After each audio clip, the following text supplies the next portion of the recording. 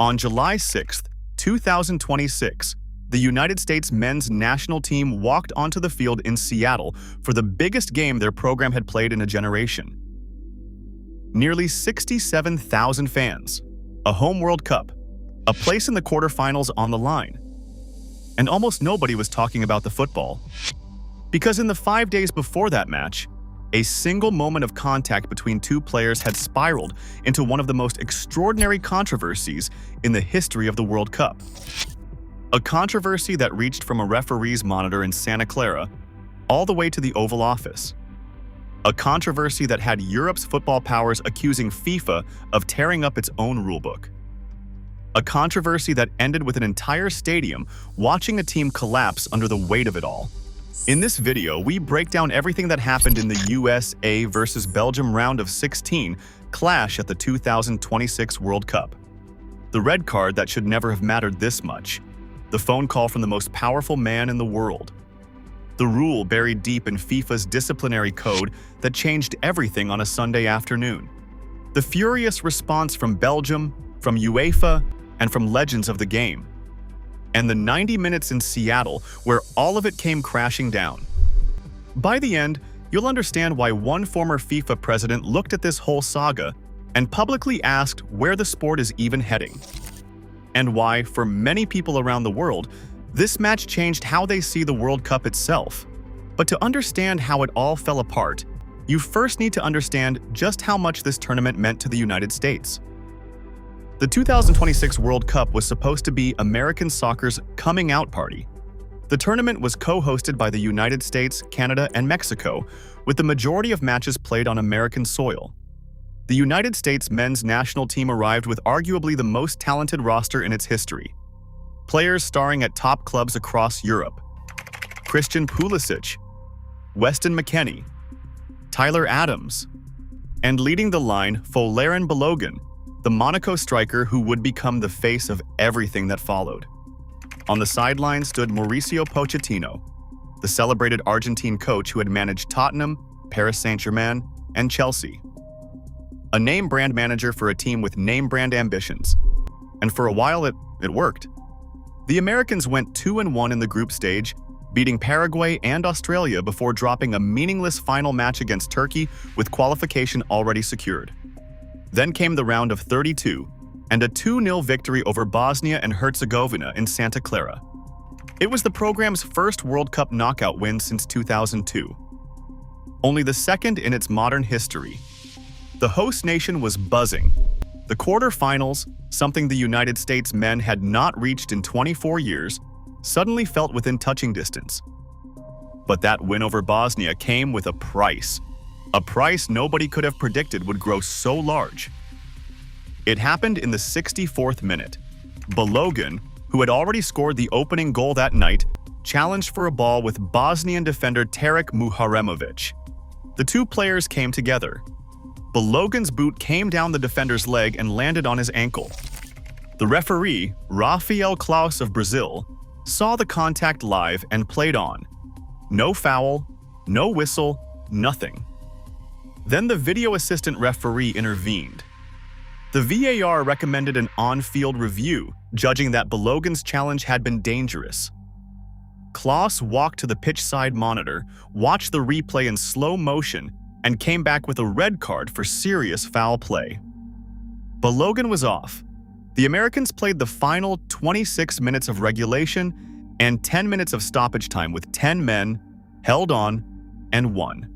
But under FIFA's competition regulations, a straight red card carries an automatic one-match suspension. No appeal, no exceptions. The rules for the 2026 tournament stated it plainly. A player sent off is suspended from his team's next match. Balogun, the team's leading scorer with 3 goals, would miss the round of 16 against Belgium. The biggest American match in a generation, without the American in the best form of his life. The reaction was immediate and furious. Pochettino told reporters it was never a red card, that there was no intention to step on the opponent, that this was a normal football action where a player fighting for the ball simply has his feet land badly. McKennie called the situation a bit bogus at this stage of a tournament where every player matters. Former FIFA referee turned rules analyst Christina Unkel argued the incident should never have been reviewed in the first place because it was a subjective call rather than a clear and obvious error. Longtime Premier League VAR official Andy Davies said that in his opinion, it was simply not a red card offense, but plenty of others disagreed. Under the laws of the game, a player who lunges into a challenge with excessive force or endangers the safety of an opponent is guilty of serious foul play, regardless of intent. Balogun's cleats had raked down a man's leg. Accidental or not, referees have sent players off for less. Fans and pundits split right down the middle. There was also a deeper frustration simmering underneath the debate. American supporters pointed to other challenges earlier in the tournament that looked just as dangerous and had drawn no punishment at all. Why this play, they asked. Why this player? Why now, on the eve of the most important match the program had faced in a quarter of a century? It felt, to the home crowd, like the cruelest possible timing. And it was precisely that sense of injustice, that raw feeling that their star had been taken away unfairly, that created the opening for what came next. And in a normal World Cup, that's where the story would have ended. A debatable call, an unlucky suspension, a team forced to adapt. It happens every tournament. This was not a normal World Cup, because one of the people watching that red card was the President of the United States, and he decided to make a phone call. On the very day the red card was shown, Donald Trump picked up the phone and called FIFA President Gianni Infantino. According to reporting from the New York Times and multiple other outlets, citing sources familiar with the conversation, the president asked Infantino to review Balogun's punishment. Trump would later confirm the call himself, telling reporters in the Oval Office that he saw the play, that he loves sports, and that in his view it was not a foul. It was not even an infraction. He described it as two great athletes crashing into each other and getting tangled up. He admitted he did not even know what a red card meant. But Balogun was one of America's best players, and so he asked FIFA to take another look. He did not stop there. The president publicly attacked the referee, suggesting the official was a little bit suspect if you checked his past. Secretary of State Marco Rubio publicly called for the card to be rescinded. Andrew Giuliani, the executive director of the White House Task Force on the World Cup, also spoke with Infantino about the situation. Even the Secretary of Commerce, Howard Lutnick, was reported to be in communication with FIFA. The full weight of the American government was leaning on the governing body of world football over a single yellow or red judgment call in a round of 32 match. Infantino, for his part, would later insist that he simply explained the process. In a statement, he said he told the president that there was an ongoing legal matter involving FIFA's independent judicial bodies and that the case would be decided in due course by the competent authorities. According to one source familiar with the call, Infantino told Trump there was nothing he could do. Balogun himself seemed resigned. Speaking on Friday, 2 days after the red card, he described the ban as something he simply had to accept. The team traveled to Seattle preparing for life without their striker. The questions had been asked, the anger had been vented, and the Americans appeared ready to move on. Then came Sunday, and the announcement that detonated underneath the entire tournament. FIFA released a statement declaring that the implementation of Balogun's automatic match suspension was itself being suspended for a probationary period of 1 year. The striker was free to play against Belgium. To justify it, FIFA pointed to Article 27 of its disciplinary code, a provision that allows the judicial bodies to fully or partially suspend the implementation of a disciplinary measure and place the sanctioned player on probation instead. If Balogun committed another offense of similar nature and gravity within the year, the original ban would kick in on top of any new punishment. FIFA also noted that the U.S. Federation had been fined $40,000 and insisted the sanctions had not simply been erased. The organization even argued the move was not unprecedented, claiming similar decisions had been issued during qualifying for this very World Cup. That last part was technically true. and it involved one of the biggest names in the sport. Cristiano Ronaldo had received a red card in a qualifier against Ireland in November of 2025, a ban that threatened to keep him out of Portugal's opening World Cup matches. FIFA used the same mechanism to put that suspension on hold, so there was a precedent of sorts. But there was one enormous difference. Reporting indicated that no red card issued during a World Cup finals tournament had failed to produce a suspension since 1962. More than 6 decades of consistent enforcement, and the streak ended days after the president of the host nation called the president of FIFA. A U.S. official even told Axios that the American government had provided additional evidence used in the review process. Whatever the technical justification, the sequence of events was impossible to ignore. Red card on Wednesday, presidential phone call the same day, public pressure from cabinet officials through the weekend, reversal on Sunday, match on Monday. The football world erupted. Belgium's federation, the Royal Belgian Football Association, released a statement saying it was astonished by the decision, calling it a direct contradiction of the tournament's own regulations, and vowing to investigate every possible option to protect the fundamental principles of fair play. UEFA, the governing body of European football, went even further. In a blistering statement, it said FIFA's decision had crossed a red line and expressed disbelief at what it called an unprecedented, incomprehensible, and unjustifiable ruling. Sepp Blatter, the man who ran FIFA from 1998 to 2015, weighed in with words that cut deeper than almost anyone else's. He wrote that red cards are not overturned by phone calls. They are overturned by rules, evidence, and independent bodies. And he warned that when a U.S. president intervenes with the FIFA president and a player is suddenly cleared before a World Cup knockout match, one question becomes unavoidable. Where exactly is FIFA heading? The legends of the English game piled on. Wayne Rooney said Infantino should be ashamed, arguing the sportsmanship of the entire competition was now in question. Gary Neville said the decision absolutely reeked, and when asked whether he was surprised, answered that with this current leadership, no, he was not. Even the European Commissioner responsible for sport publicly called it the wrong decision. And perhaps most telling of all was the reaction from inside American soccer itself. Alexi Lalas, the former U.S. international-turned-Fox Sports analyst, warned that the reversal meant it was now, more than ever, the United States against the world.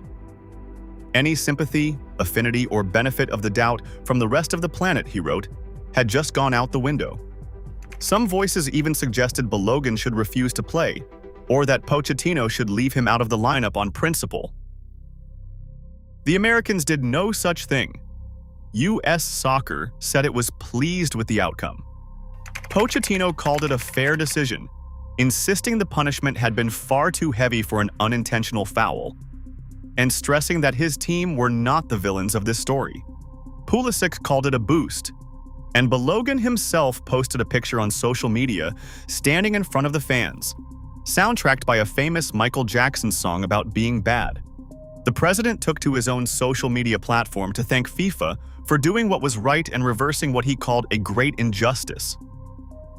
Meanwhile, Belgium was preparing for battle on 2 fronts. One on the field, one in FIFA's legal machinery. And what happened in that second battle might be the most damning part of this entire story. After learning of the reversal through media reports rather than official channels, the Belgian Federation sent a letter to FIFA.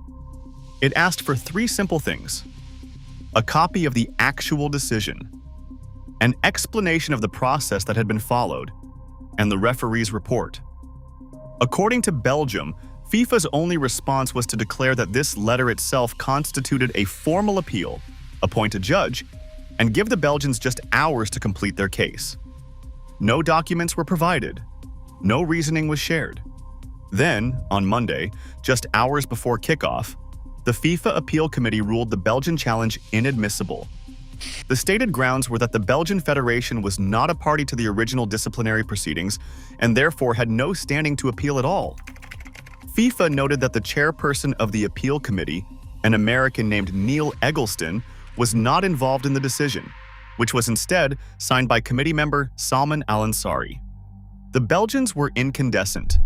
In their view, FIFA had manufactured an appeal on their behalf specifically so it could be thrown out, all while refusing to answer the basic questions they had actually asked. The federation announced that it formally contested Balogun's eligibility if his name appeared on the team sheet, preserving its position for any future legal fight. Belgium's coach, Rudi Garcia, delivered one of the lines of the tournament at his press conference, saying he had not realized that at this World Cup the 5th of July had become the 1st of April. But he also struck a more serious tone, declaring that the Belgian Federation was not merely defending itself or its national team. It was defending all of football, its integrity, and its ethics. By Monday evening in Seattle, the atmosphere had curdled into something the tournament's organizers never wanted to see. Belgian supporters marched to Lumen Field chanting that FIFA was a mafia. Critics pointed out the bitter contrast in FIFA's behavior. When a referee was denied entry to the United States, when Haiti was forced into a last-minute jersey change, Infantino had shrugged and explained that FIFA was just a sports organization that tried its best with the means it had and that it could not rule over governments. He had even told the world at a press conference on the eve of the tournament that it might be good to simply chill and relax. Yet when the American president wanted a red card looked at, the machinery of world football had moved with remarkable speed. For teams and federations who had spent months being told there was nothing FIFA could do about their problems, the message landed like a slap. There was, apparently, quite a lot FIFA could do. It just depended on who was asking. All of it, every statement, every appeal, every chant, now funneled into 90 minutes of football. Balogun was in the starting lineup. The United States had its best player back for the biggest match in 24 years, and what happened next was something nobody in that stadium saw coming. Belgium took the Americans apart. It took just 9 minutes for the visitors to score. The U.S. backline, nervous and disjointed from the opening whistle, turned the ball over repeatedly and defended with a naivety that stunned the home crowd. Charles de Ketelaere punished them, tapping the ball past goalkeeper Matt Fries to make it 1-0. It was the first time in the entire tournament that the Americans had fallen behind, and a stadium that had arrived dreaming of the quarterfinals fell into a stunned hush. This was not bad luck. This was a mismatch. Belgium had entered the tournament ranked 9th in the world, 8 places above the Americans, and it showed in every phase of the game. Missed assignments. Passes played straight into pressure. Defenders caught flat as Belgian runners glided past them. It was the same story the two teams had written back in March, when they met in a friendly and Belgium recovered from an early deficit to win 5-2. Anyone who had watched that match knew the danger. On this night, the danger arrived early and never left. There was one flicker of hope. In the 31st minute, Malik Tillman stepped up to a free kick and buried it, dragging the United States level at 1 apiece. For a moment, Lumen Field shook. The comeback was on. The controversy could still end in redemption. The tie lasted less than 2 minutes. Just 116 seconds after the equalizer, de Ketelaere rose at the back post and headed home his second goal of the night, an answer so swift and so ruthless that it broke the game's spirit on the spot. In the second half, a goalkeeping error from Fries gifted the ball away outside his own box, and Hans van Aken rolled it into an empty net for a third. Then, in stoppage time, Romelu Lukaku, the veteran striker who had tormented American defenses for over a decade, came off the bench to complete the rout. 4-1. Belgium into the quarterfinals for the third time in 4 World Cups, with a date against Spain in Los Angeles. And Balogun, the man at the center of the storm, the player a president had fought to put on the field? He was anonymous, a non-factor for 90 minutes, finally substituted in the 92nd minute of a match that was long since lost. All of that international outrage, all of that damage to the tournament's credibility, spent on a performance that barely registered. The Belgians did not let the moment pass quietly. Minutes after the final whistle, the official Belgian team account posted a celebration photo with a two-word caption inviting anyone watching to try overturning this result. The post also poked fun at Americans for calling the sport soccer instead of football. Belgian midfielder Nicolas Raskin told reporters there is always justice somewhere in life, that his team never believed the Balogun decision was fair, and that the whole affair had given Belgium a little extra motivation and a little extra luck. Garcia, the coach, tried to take the high road, saying the controversy was never needed as fuel and that his team's game plan was what truly mattered. He even revealed he had spoken with Balogun personally after the final whistle. On the American side, the mood was funereal. Pochettino admitted his team simply was not good enough, that they never showed their real quality, and that elimination hurt. Tyler Adams was blunter, saying the night stunk and the performance fell far below what the team wanted to achieve. Captain Tim Ream insisted the swirl of controversy had no impact on the group, that the players stayed focused on the game rather than the noise outside. Maybe that was true, but watching those first 45 minutes, it was hard to believe the chaos of the previous 5 days had not seeped into American legs and American minds. And in Washington, the president watched his team lose and still took a victory lap on the process, praising what he described as a really brilliant decision by FIFA while insisting he had never demanded a specific outcome. All he did, he maintained, was ask for a review because he never thought it was a foul in the first place. So what does all of it mean? Strip away the noise, and this story leaves behind 3 uncomfortable truths. The first is about FIFA. For decades, the organization has sold the World Cup as a competition where the rules apply equally to everyone, from the smallest federation to the mightiest. This tournament put that promise under the microscope, and many observers believe it shattered. An automatic suspension that FIFA itself had said could not be appealed was set aside within days of pressure from the host government. A rule dusted off from deep in the disciplinary code. An appeal process that Belgium says was constructed only to be dismissed. Whatever the legal technicalities, the perception across the football world was summed up by those chants outside the stadium. And perception, in sport, is everything. The second is about the relationship between the host country and the game. Infantino had spent years cultivating a close personal relationship with the American president, appearing at his side at events and ceremonies in the months before the tournament. Critics had long warned that this closeness would eventually compromise FIFA's independence. The Balogun affair became their Exhibit A. When Blatter, of all people, a man whose own tenure ended in scandal, is the one asking where FIFA is heading, the sport has arrived somewhere genuinely strange. And the third truth is the cruelest one, and it belongs to the United States. This was supposed to be the tournament that changed everything. A home World Cup, a golden generation, a superstar coach. In the opening weeks, it was working. International fans had fallen in love with American stadiums, American hospitality, American enthusiasm. The team had won a knockout match for the first time in a generation. And then, in the span of 5 days, all of that goodwill evaporated. The reversal turned the host nation into the villain of its own party. Lalas had warned that the world's benefit of the doubt was gone, and the world proved him right, celebrating the American exit with an enthusiasm usually reserved for the game's traditional heavyweights. The bitterest irony is that none of it mattered on the pitch.